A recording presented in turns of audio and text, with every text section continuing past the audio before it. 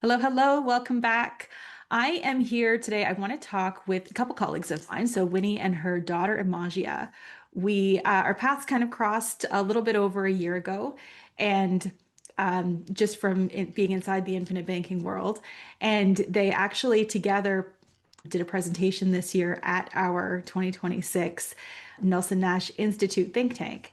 And so it was really interesting because they were talking about this generational passover between, how we get the wealth from one generation to another and how that transforms us generationally. And so I loved their talk. I wanted to hear more from them. So I thought, what better way than to bring them onto this channel and just start talking with them one on one. So, Winnie and Emaghea, welcome. Hi, Thank Kristyn. Thank you so you. much for Yeah, having thanks us. for having us. So happy to have you here. So, maybe let's start with Winnie. You've been doing this quite a while. How long have you been in the infinite banking world? Well, one of the pioneers, I guess, that brought it into Canada. So, although it really wasn't officially shared in the Canadian space until 2010, I would say, on the regular basis, I would say that I really started getting to understand what it was and what it is back in late 2008, and then studied for it in 2009 and 10. Nice. And were you already in like the life insurance space, or was this something that was completely new to you? No, I did not start off as a life insurance advisor at all. I was actually a single family real estate investor. Oh, nice. Hmm. There's so much overlap there. So many of my clients are in either already in the real estate realm or they're trying to get there. So very interesting. I know that you've also worked with my mentor George. You kind everyone in Canada just kind of knows each other just from the small community that kind of started together.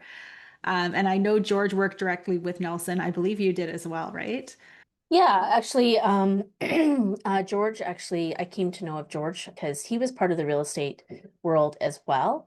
And he got to know, he came through us from Richard. And, essentially, George was actually one of our first students.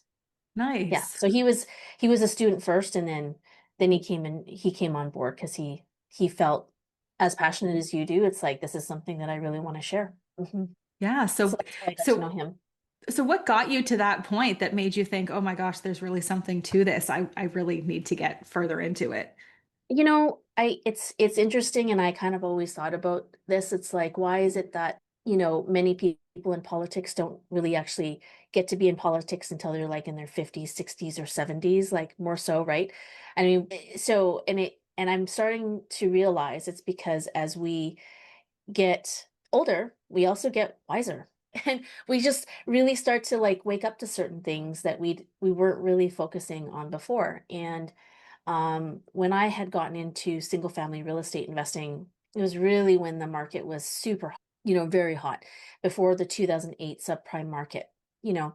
So when Imagina's dad and we bought our first property, it was in 2002 in the Alberta area. And we had bought like a simple, 1,150 square foot bungalow, and it was 131,000. Okay. Less than 2 years later, our property went from, buying at 131, and now market value was 375,000. Wow. Okay. In less than 2 years.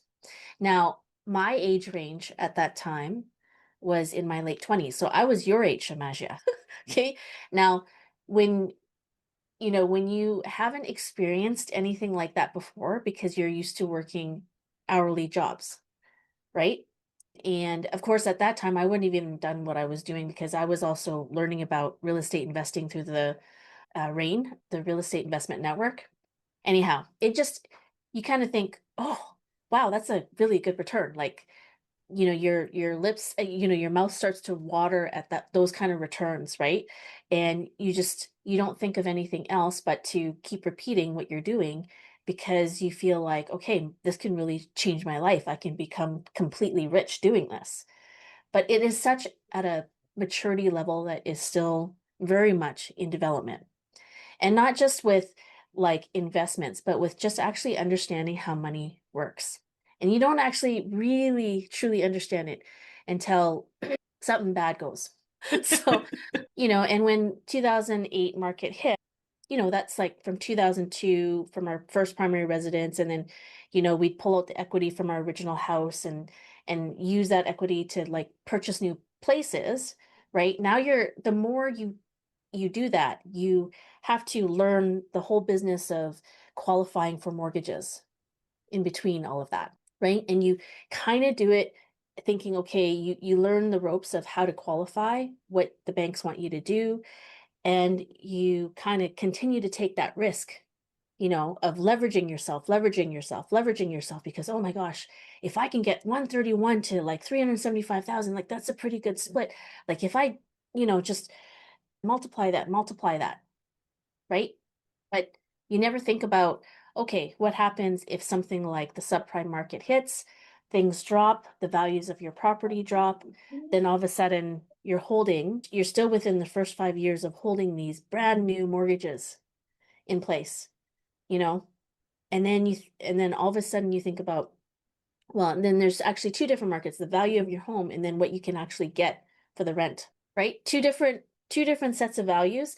And guess what? At that time, there was so much on the market. It was actually cheaper for her dad and I to actually subsidize people to live in our properties. So we didn't have to try to come up with a lump sum payment to pay Mm. off, like to get rid of the property. Okay. So now, our situation wasn't as bad as some other people who were very much been real estate investing for years, right?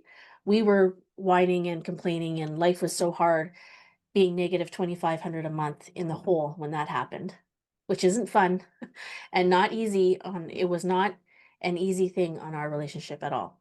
But you times that, there's some people who were coming up with 10 times more than me, having to come up with, just imagine, come up with $20,000 a month because your portfolio is that big, Hmm. right? And then you start to begin to really understand who your snakes and dragons are, like Nelson would talk about. Yes. He's like, get rid of the snakes and dragons, right? And it was interesting. So, to really kind of qualify this experience here and how I came to know about IBC is just when you start realizing that growing your money is very different than the art of keeping your money, which is what the infinite banking concept really is. It's really all about how much more money you can keep in your pocket. And you realize how much you're really giving away, especially if you're a real estate investor, especially if you're like in the agricultural community. Those numbers get even higher and higher in terms of what are the things that create the financial tailwind in our life, right?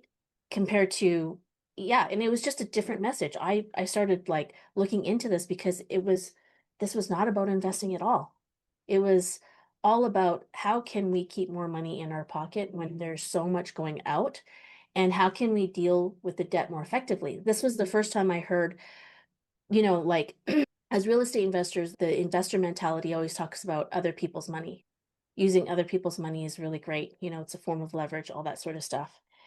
But here it was all about talking about understanding money at a completely different level. It's like, okay, yes, there's debt, and you can consider it good debt if you want, especially if you're investing it in hope of a return. But it's like, it's who owns the debt is what actually is more important, Yes. And right? the control, right? Mhm. Yeah. And like, yeah, just the option to pay back yourself when it actually suits your circumstances better so that you don't actually end up in a position where you might lose your shirt. And it also kind of remove like it takes you out of having to play in the matrix of what the this world has created, right? Always keep yourself like lender friendly, like make sure you always get your credit score up, so that you can qualify at the bank, right? And make sure you always kind of fit into that box so that the bank always says yes to you, right? But then you become enslaved, right? Yes. So anyhow, that's kind of my long-winded answer to you. So that must have really spoken to you then when you're going through the same thing, because Nelson talks about like in the book, and I've seen him different times talk about how he kind of came across this when he was on his knees praying about a solution to all of these real estate properties that he was upside down in, and you were literally in the same boat. Just yes, but he was already a very seasoned real estate investor and he had like just more kids, a bigger family, more to lose than we did. So yeah, but I mean, when you fall on hard times, I guess hard times is really subjective too. It's a subjective thing, right? Hmm. So yeah. But to see the parallels in your stories is so interesting. I Yeah, love that. indeed. Yeah. So how does that transfer now? A couple years later, you have Imagia, and you're thinking about money, you're implementing this infinite banking in your own life, you're helping clients do it. How did you transfer that knowledge to Imagia and how she handles money? Because like you said, it's a completely different way of thinking about money overall. Yeah, well, and understanding infinite banking and how that all plays out. Actually, it's an interesting journey on in terms of like how one really comes to really connect with it. Because like for me, I was already coaching Imaja how to manage her cash flow when she was 4, well before I knew about the infinite banking concept. But that has a lot to do with the way that I grew up. Like I moved out quite early. I moved out when I was 15. And so having to like with Fight no or flight. intentional. I was gonna say fight or flight. You were always in fight or flight. And I was still like managing myself, like having to finish high school and, work almost like 30 hours a week while I was in high school. So like my priorities were just very different than all of my other classmates. But then just realizing like I wish my parents had insight to sort of prepare me, especially well, but I don't, it was a wish, but I knew like now when I look back, I don't think it was possible for them because they immigrated from China here, right? So I'm first generation. They were very much survival mentality too. And so when I moved out, it's the same thing. So I think I was probably the first opportunity for Imagia to really, because I know the game now a little bit more, right? So, but I just had that thinking I better start preparing her now because habits are really, really important. So even though I wasn't perfect and I didn't understand everything about money at that point, just as I shared, right? I really didn't start looking at different aspects or understand money until, subprime market hit, which is 2008, 2009. And how old were you when you think, oh, so you were 9. Yeah, I you were would have 9, been I would have been 9. 9. Yeah. Yeah. So she was like 5 years into a cash flow management system. So it wasn't until she was 9 or 10 that she also started to get an inkling about what I was doing around infinite banking as a form of me sharing it with people. I don't even remember what your question was now. I'm sorry. What was your original question? It was the transition into it, but I did want to quickly mention that I think that's kind of the beautiful part of squishing the myth I think most parents have that you have to be good with money in order to teach your children how to be great with money. Mm. And whenever I hear my mom's story in terms of even when I was 4 years old and she decided to start teaching me about money, I mean, from what I remember, you said you were like 10K in debt at the time. Like you said, you're still in the mentality of like survival and you had that, crash and whatnot. Well, actually, I guess that came 5 years later, but I just wanted to mention that it is a myth that you absolutely can teach your children how to be great with money, even if you're not great yourselves at the moment. So So what does Yeah, that look and like? Sorry, mhm. Winnie, go ahead. No, what does that look like? For if you're teaching a 4-year-old about money, what and how to manage their cash flow, what does that look like? Because I mean, a 4-year-old just thinks, "Oh, money, I'm gonna go buy a chocolate bar," you know? totally. Yeah, totally. Yeah, so there was like you know, I mean, at that time when she was 4, I mean, there was a lot that was going on for me where I was a part of a personal development group of people as well. And so I didn't have like a full-on system laid out, but what I first wanted was to make sure I decided that I wanted to start something for my daughter. I wanted to teach her about money. And what I always share is that, you can really teach a lot just by sharing your mistakes. You can start teaching by coming from a place of like, what do I wish I was taught, right? And work backwards. And I did have, a bit of a system to work off of. Just I had friends in this personal development group, who created, a system for their kids, but it didn't really come with a lot of coaching or guidance, which I think where Emaghea and I are very different. Like with our program, it's um it's a lot more comprehensive, especially around mindset coaching, and it's just a lot more comprehensive on so many other levels. One could, I mean, heck, you could go online, go onto YouTube, and you can get so many different ideas for a cash flow management system. But I will tell you that when you actually have both sides of it, where you really get good coaching and you actually are able to talk to someone who's been through it, like we are the living proof of this, it just goes so much further than you would ever really imagine, right? Now, for what it is that we do with our clients, Kristyn, we're the first step is getting everyone set up. That's probably almost the easy part, sharing the infinite banking concept, like what is so great about this? What's the problem? Why is this a solution? But then once you get set up, that's great. But it is about how can you really effectively pass it off from one generation to the next. And what we're attempting to tell, and share with you today is that, there's you can try to there's no quick pill, there's no magic pill, you know. And the way that we have been able to connect using a cash flow management system where, I've guided Emaghea, you know, through this system throughout her whole childhood. Like right now, 4 years old, she's 26, 22 years later, and we're so connected. And I think, and it's not just, it's through the use of money, but I'll tell you that so many parents, moms especially, was saying, that your daughter, like talking to you the way that she is, how open she is with you, and how you guys have this relationship, that that's rare, right? Like, that, right? And so this is so much more than an advocation of cash flow, like, like having your children leading the way of like advocating cash flow management to them. It's about connection, really, on a much deeper level, like much deeper than the kind of connection we get from using these things. Right. So it's not like an app that you're saying, oh, here's your spreadsheet, put this amount of money here and this amount of money here. It's a relational, like an organic kind of relationship, I guess, between the two of you and money, all of it combined.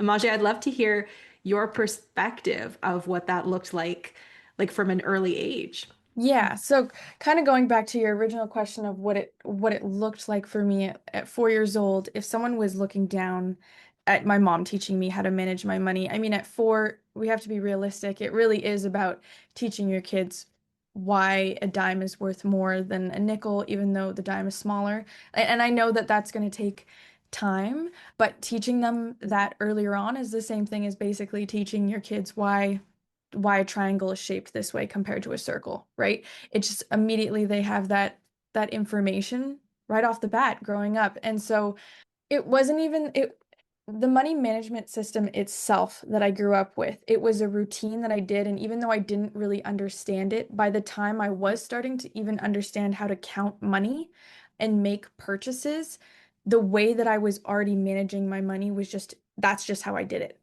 right? I laid it all out. I had different things I put it into, and it was important that I had that training so that, okay, let me back up here for a second. Let me back up even to understanding the amount of money. So, the one thing that I really love in terms of connection that my mom was just talking about is in terms of her going even to the bank, and I was there with her at the teller, or when she would purchase something and she would take the time to lift me up onto the counter and count back the change that she got after she purchased something. All of these small things was really, really intentional. I had really intentional training and coaching put into me that money was something that was very comfortable and was day to day. And so I think that that's a really huge part of even thinking about having, as a parent, having the mentality that, like, I'm going to start teaching you about money now. I'm going to get you comfortable with it.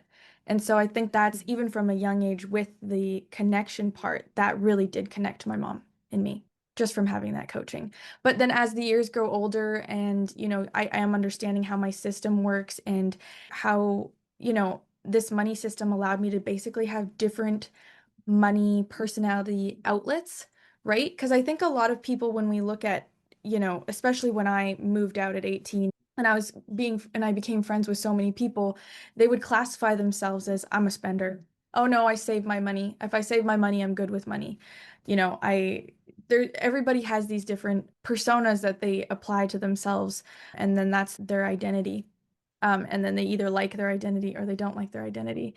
And so, what I love about this system, especially when I was starting to understand it, is it kind of allowed me to have a different outlet for any type of personality. So I had a well-balanced, rounded outlook on money. Money can do so many things for me. I can be all of these money personalities at once, right? If Does that kind of make sense? Yeah. So what I'm hearing is it kind of helped you to see money as a tool and not Totally. something to be feared No, or, in the saving and spending, like, oh, I have to hoard it because there's not enough, or I'm going to spend it and absolutely. that's bad. And I'm a bad person because I spent it.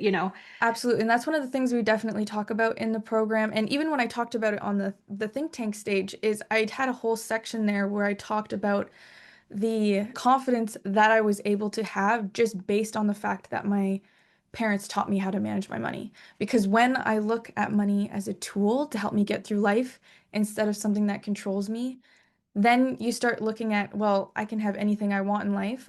I just have to figure out how to get there, right? The outlook is no longer somebody else has to help me. It's just I know how to help myself. I just have to figure out how I'm going to get there.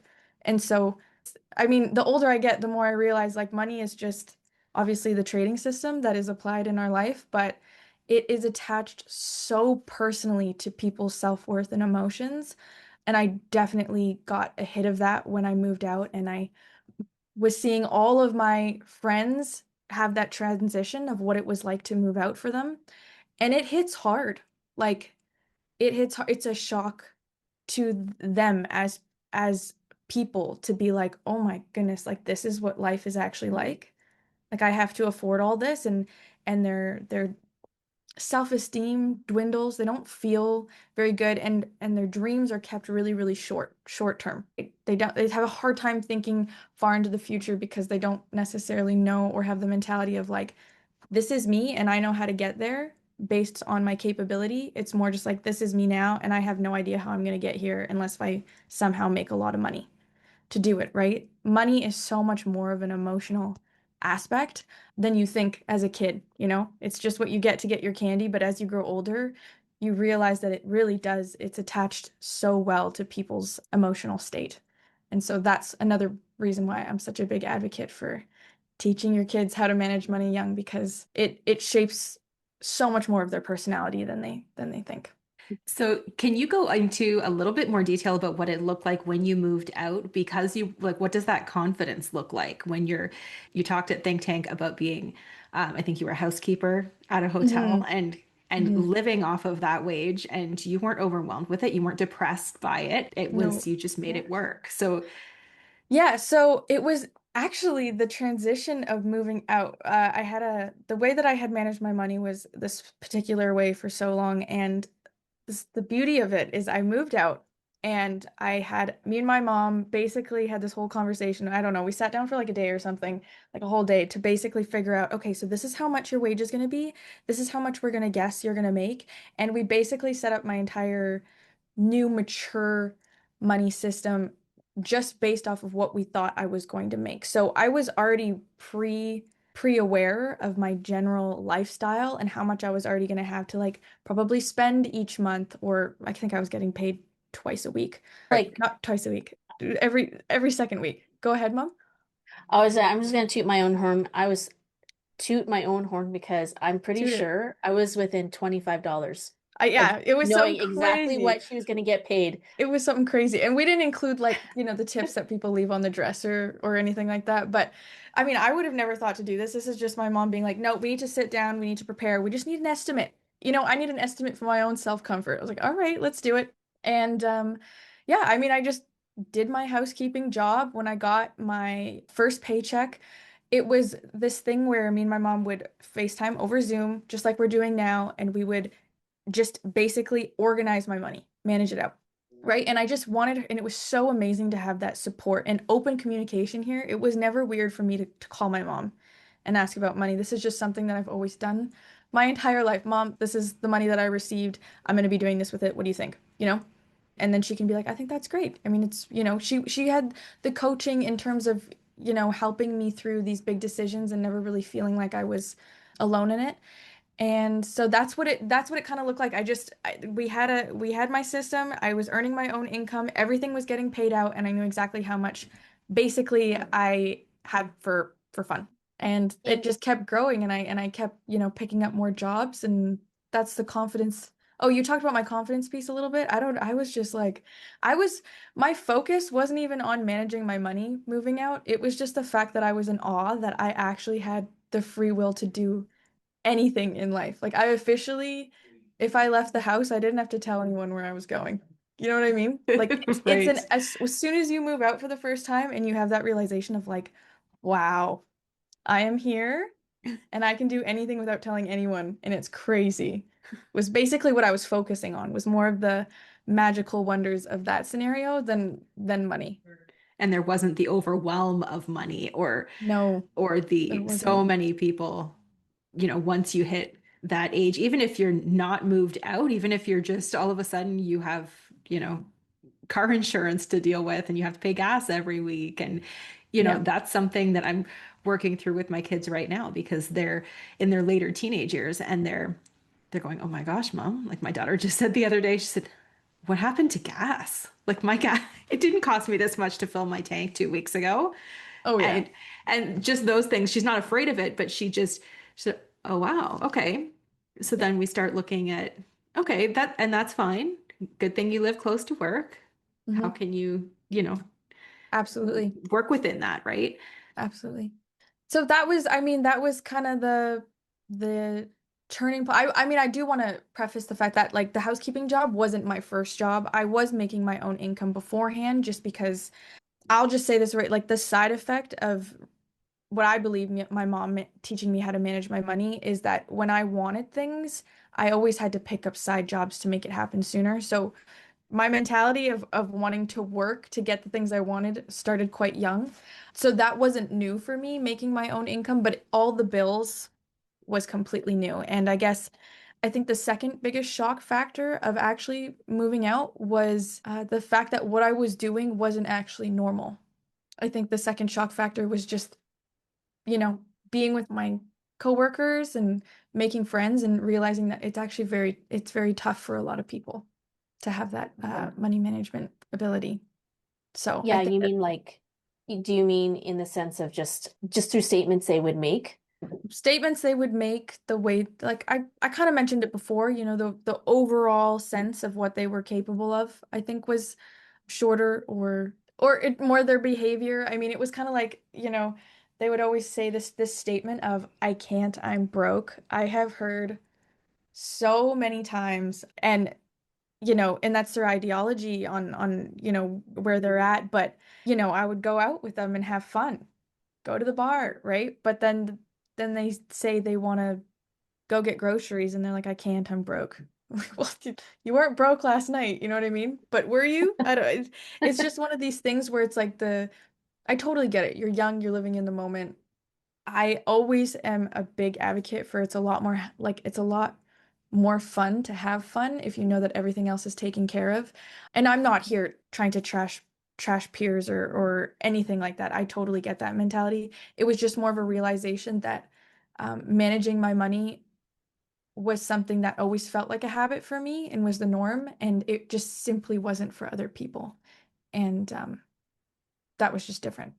And because we had this connection, her getting paid bi-weekly, kind of like her realizing, oh, I don't have to call mom. I don't have to tell mom. I don't have to tell dad where I am, what I'm doing, or what I'm up to. But at least at the very bare minimum, I got to see her every 2 weeks online, until she got the swing of things with, her cash flow management.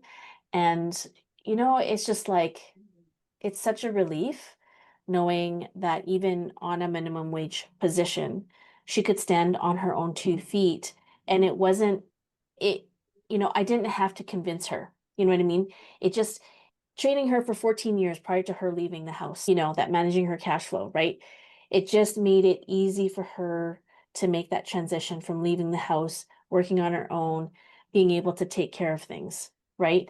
And yeah, I can't say enough about that peace of mind, knowing that she wasn't going to be calling me up, asking me for hundreds of dollars to bail her out of something. Hmm. That must have made you so proud too as a mom, just to know that she's taken all these lessons and actually internalized them and kept them.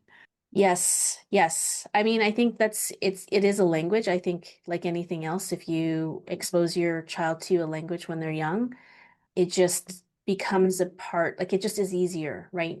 To have them not like, I don't know, just not even question what you're doing. And I know that could go either way in terms of sounding really bad. And like there's good I don't know, good indoctrination. But But you yes, were I also am. living it, right? So it's Yeah. not like you were doing like a do as I say, not as I do. You were living it too. You were walking the walk, you know? Well, that's another thing I want to mention too is like my mom giving me the freedom to manage my money at a young age.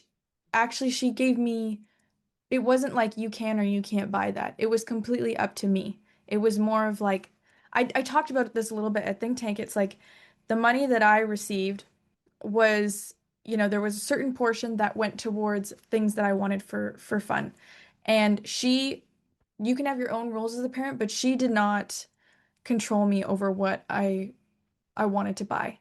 So anything I wanted to buy, whether it was a bigger purchase at the beginning of the month, and then I would have way less money all throughout, and then I'd be complaining about it. And it's like, well, you made that purchase. That was your choice, right? So what we talk about a lot. It's like learning that as a kid, the short-term excitement over long-term gratification is really important to learn in an environment where you are just talking about bags of candy here, right? Instead of things really expensive. So the control she actually gave me as a young kiddo with my money was really great. Like she gave me and relinquished her control. She just guided me through my decisions. And so I think that's also what really helps with capability, right? You're not just waiting for someone to say yes or no, you're just making those decisions yourself. And getting to learn from your mistakes too. Totally. Like you said, you learned when you spent all your money at the beginning of the month. Well, you knew that you didn't have it for the rest of the month. Maybe it was worth it to you, maybe some months it wasn't, Yeah, but that was a choice that you got to make. I love that. absolutely. And having me as the parent have the willpower not to bail her out. That's huge. Even when, like, look at how cute she is. Oh my Could you gosh. imagine what No. she looks like with her puppy dog eyes? Oh, I had to learn really quickly to say no to this one. But But in terms of, I yeah. mean, I know this, in the long grand scheme of how it kind of integrated and it involves IBC. I don't know, do we want to continue talking about that? Yeah, let's go into the IBC a little bit, and if we have to break this out into two episodes, maybe I'll do that. Okay. Yeah, so this is really, and it was something I almost didn't even realize until me and my mom were creating our think tank speech. But the transition for me in terms of understanding IBC actually happened even after I was paying for my policies. So at 18, my mom passed policies down for me, and I was able to pay for them because of my cash flow management system using my wealth account. We talked about that at Think Tank. And so because of this, like learning the habits of managing my money before the concept of IBC, the ability to pay for it felt really smooth. In fact, I just knew that these policies were going to help to grow my money. That's the only rule I needed to understand that I could pay for these policies with my wealth account. Because when I wasn't doing a lot of investing. The first investment thing I ever did with my wealth account was pay for silver coins, right? And I didn't use my wealth account that often. So when I was 18 and got past these policies, my mom's like, "You're going to start paying for these." I was like, "Absolutely, let's use my wealth account. I want to use this." But yeah, the concept actually came after. And although I know that my mom did something along these lines. I really didn't pick up interest in what these policies were until I was around 20, right? I was still off doing my own thing. And even now, I'm obviously still learning so much about the infinite banking concept world, right? This mindset, this lifestyle. But the transition to actually pay for my policies and my mom knowing that I can take these over and continuously pay for them without flopping and then feeding me the information that I needed in a slow, gradual way, especially when you have like you can try and explain IBC to your children, but if they're not interested in it, I really don't know how much they're going to retain. No, exactly. And I always tell parents when we're setting up child policies, like regardless of the age of the child, is don't just assume at 18 you're going to pass this over. You can keep ownership of this policy for the rest of your life. Hmm. You don't want to pass that over until they understand it. Like my kids, they started their policies when they were 18, and I I keep the ownership of it. I help them take out their loans. I help them come up with the loan repayment plans and how they're going to manage those. My oldest is almost 2 years in, and he's already asked to like triple what he can put in. He said, "What's stopping me from putting way more cash into this?" I said, "Well, let's But expand your it's system. Let's make it work." but I love it. It sounds like them using it really has inspired more of the curiosity in terms of understanding how it's used, right? And I think Yes. that that's the beautiful transition of, if you want to make this last for generations, it's how are you going to actually pass this information and feel like your kids are going to be able to actually take over the responsibility of paying for something like this in a way that really does truly last. And I guess for me and my mom's story, it was before she even knew about IBC, she was teaching me how to manage my money, and that completely led into me taking over my policies, me understanding it, me just it just seems insane how it lined up for our story, and so that's how it happened for me. In a nutshell, if I really just say it, but that's how it happened for me anyway, in terms of understanding what I was really paying for. Because once somebody understands, once somebody's paying for something, they kind of want to understand what it's for, right? Yes. Yeah, so to, really expand and dig a little bit deeper into what Emaghea was really talking about, and really from your standpoint, Kristyn, with sharing with your clients, they opened up policies for their kids. Depending on when they started these policies, I'm guessing that you might have some future guaranteed insurability options built in on these policies, right? And um, one of the one of the things that, I've encountered, and this is where, it just took some time before Emaghea was able to get to this place where she was ready and to actually see if the fruition of like everything that I had been teaching her since she was 4 really like actually really happened, right? Like we had to get that time test and see, like it didn't really come out until, just after COVID happened, right? It's like, oh, okay, all this really does work. I mean, I know we did it, I know she's been standing on her own 2 feet, but yeah, she's been out on her own for like 3 good solid years, and she hasn't asked me for money to help bail her out for like rent or groceries or anything like that.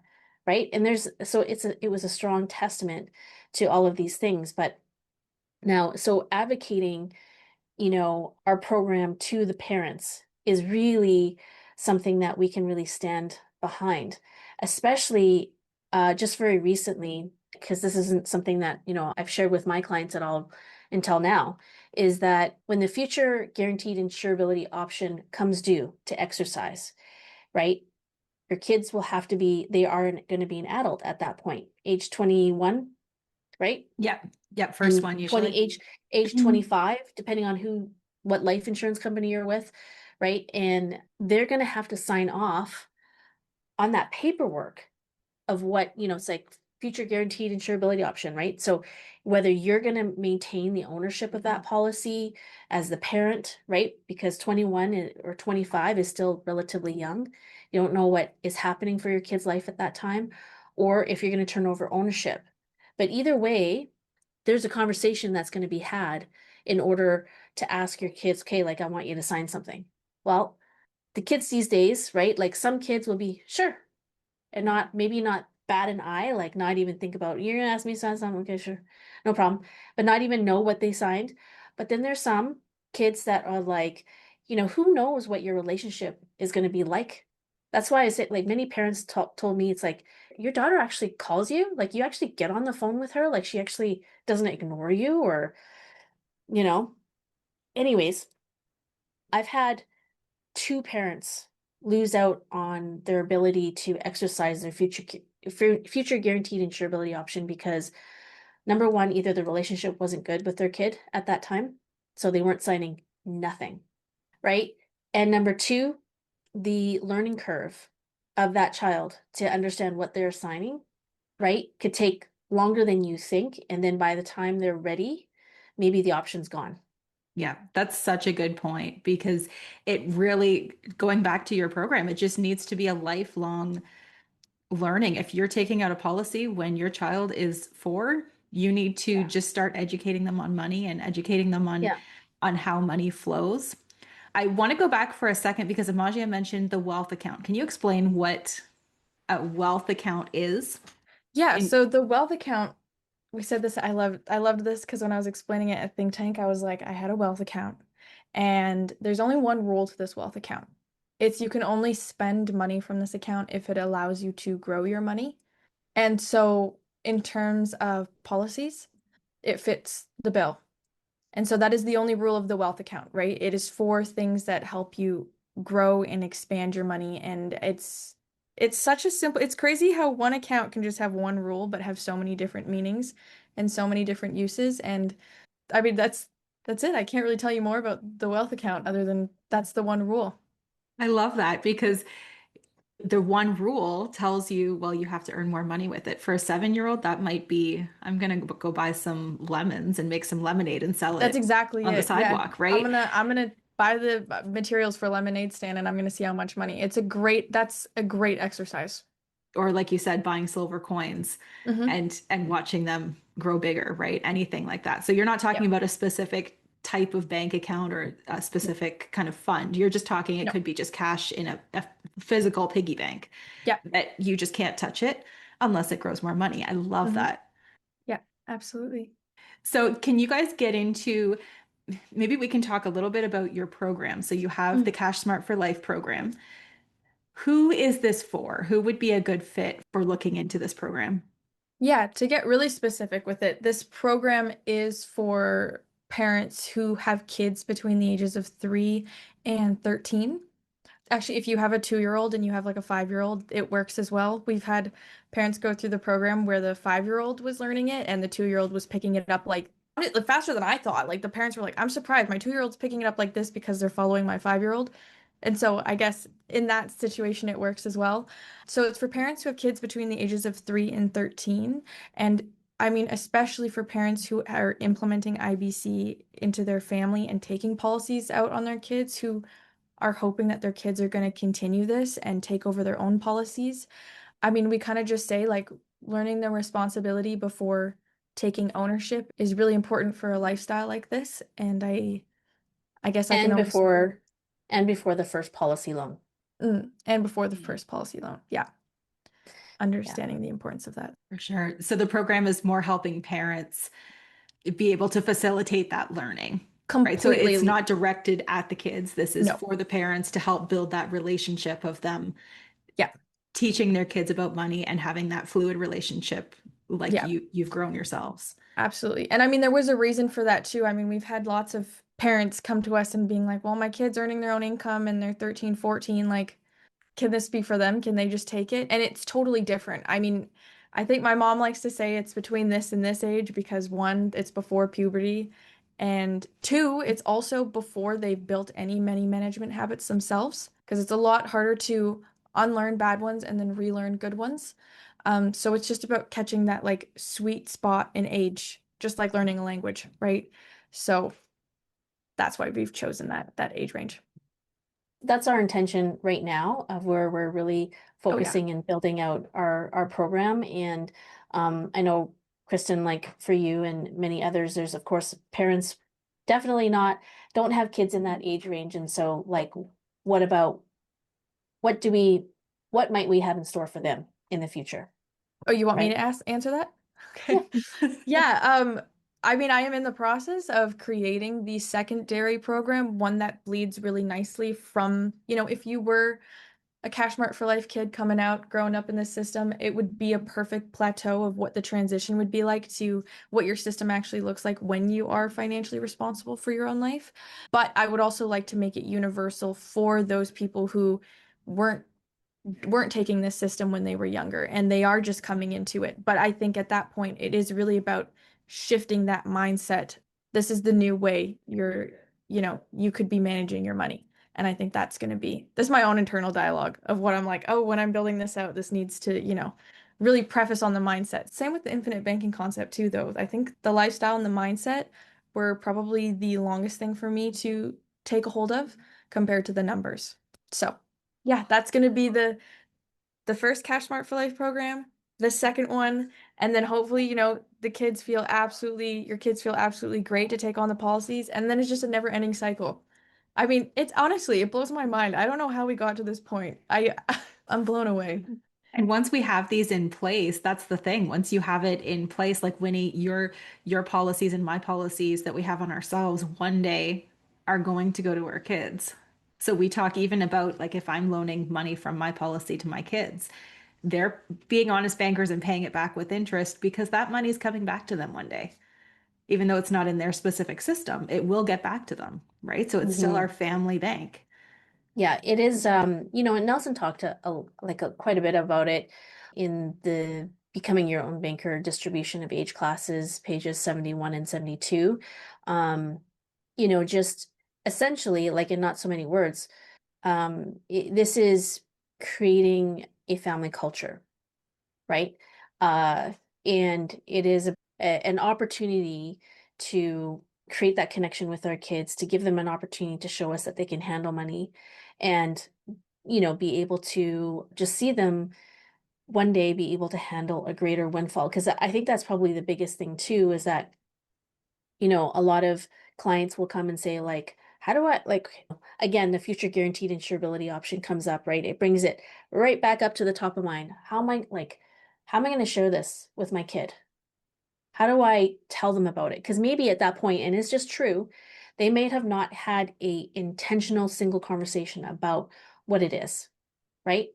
And let's just face it, it's just sometimes really, it can be a hard thing to explain, especially if you're not us, like sharing it on the day to day, Oh, right? for sure. Yes. And depending, to what degree have you actually really lived, really lived the IBC lifestyle, that explanation can get even harder because you might not be completely in tune with how to use it, right? And that's just a reality of things. But it's doing the Cash Smart for Life program, like we feel is just like a really great, solid way to give peace of mind about, okay, I'm preparing my children to handle a windfall of capital. I'm preparing my children on not just giving value to what these policies are, but being able to stand on their own 2 feet and manage the overall general financial picture of life, right?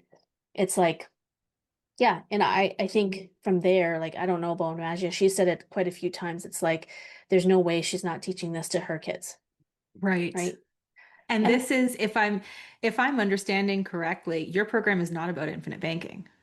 Your program is just teaching money mindset and how to handle money to Yeah, kids. to It in fed into the infinite banking concept, but it was not absolutely. created for that. Yeah. And if I'm giving like detail, like if I was listening to this podcast, I would say, I'd want to know the details in terms of what it actually includes. And in the program, it's 5 modules plus 3 bonus modules, but the 5 modules we give you step-by-step instructions and all the materials of how to actually set up the customized Cash Smart for Life money management system for your kids. And then the last 3 modules would be, introducing IBC and how this is like a great way. Because if anyone was new and didn't never even heard about IBC, we want to start with the system. Regardless, if they never even did IBC, their kids would be absolutely set up for life in terms of having this skill in their back pocket. But then the last 3, we would want the parents to start having this inkling or the seed being planted so that hopefully they can be the start to their family's pool of money, right? The But the culture of culture, the entire family, of keeping the yes, money in the family. yeah, absolutely. And so that's how the modules are set up anyway, with all the tools. Awesome. Well, thank you guys so much. I really appreciate you taking the time to have this conversation. I think it's a fantastic idea, and I love that you're just empowering parents to be able to set their kids up like this because a lot of parents, even if they're good with money, they just don't have that confidence, especially if they're not good with money. But even those that are, they just don't have the confidence to explain it to their kids, or they're outsourcing it to their school. And we know that that doesn't happen. The school does not teach you about money. So I think it's fantastic. I love it. We'll leave the details for your website and how to book maybe a discovery call with you, Emaghea, in the notes. And anyone who's interested, you can click on those links. Is there anything else that you'd like to leave the audience with? Any words of encouragement? Mhm. Yeah, like abdication is really expensive. And if we abdicate and hope that our schooling system will pick up on the educational piece for finances for our kids, you're just missing out on a huge opportunity to stay connected with your children. In like it's such a gift. Like I can't even say beyond words. Like I never got this experience when I was growing up. So the fact that I get to stay connected to my daughter in just in so many other ways and kind of using money as a centerpiece as well, it's so phenomenally fulfilling. Like I would never in a million years, you wouldn't hear me uttering like this should be taught in school. No, this should be by you, the parents. You're the best people for this. Mhm. Yeah. And I'm just going to say thank you for allowing us to have this conversation with you, Kristyn. It's such a pleasure. All right, so nice to have you guys. Thank you. Bye.